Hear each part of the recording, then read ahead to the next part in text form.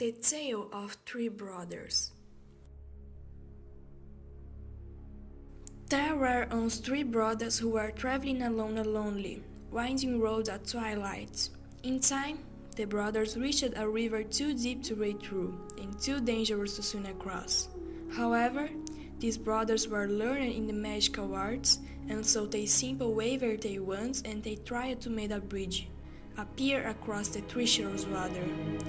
But they had their path blocked by a hooded figure.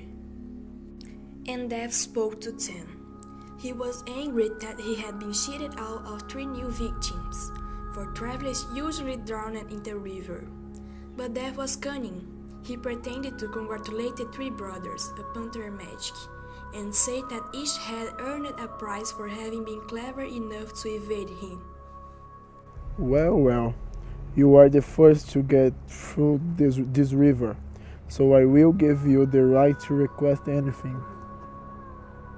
So, the oldest brother, who was a combative man, made his request. I want Altus to cross my path and repent bitterly. You will give me the most powerful wand ever. So Death crossed to an elder tree on the banks of the river, fashioned a wand from a branch that hung there, and gave it to the oldest brother. Here's the most powerful one that existed.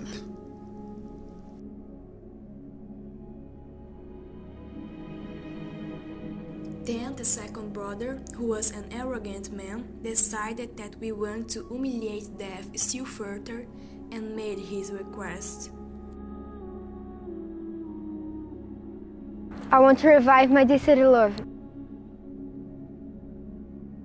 So Death picked up a stone from the river bank and gave it to the second brother.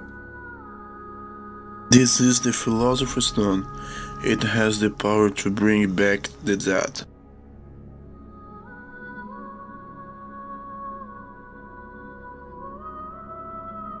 What is your order? The youngest brother was the humblest and also the wisest of the brothers, and he did not trust Death. So he made his request. Please, I want something that makes me vanish. And Death, most unwillingly, handed over his own cloak of invisibility. This is my invisibility cloak. No one can see who is using. Me neither. Thanks. In due course, the brothers separated, each for his own destination. The first brother, traveling on for a week or more, and reaching a distant village, sought out a fellow wizard with whom he had a quarrel. Naturally, with the elder one and his weapon, he could not fail to win the duel that followed. This is to never challenge me. Avada Kedavra! Leaving his enemy dead upon the floor, the oldest brother proceeded to an inn, where he boasted loudly of the powerful wand he had snatched from Death himself, and of how it made him invincible. That very night, another wizard crept upon the oldest brother as he lay, wine-sodden, upon his bed. And Thief took the wand and, for good measure, slit the oldest brother's throat. And so, Death took the first brother for his own. Meanwhile, the second brother journeyed to his own home, where he lived alone. Here, he took out the stone that had the power to recall the dead, and turned it thrice in his hands. To his amazement and his delight, the figure of the girl he had once hoped to marry, before her untimely death, appeared at once before him. My love, I miss you.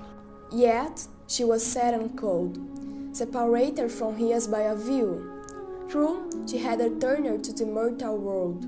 She did not truly belong there and suffer.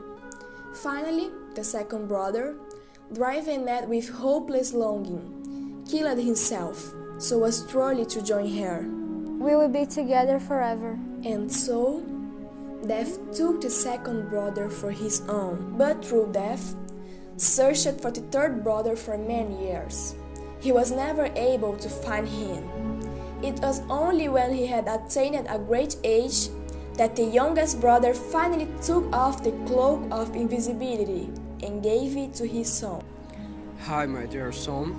Take this for you. And then he greeted Death as an old friend and went with him gladly.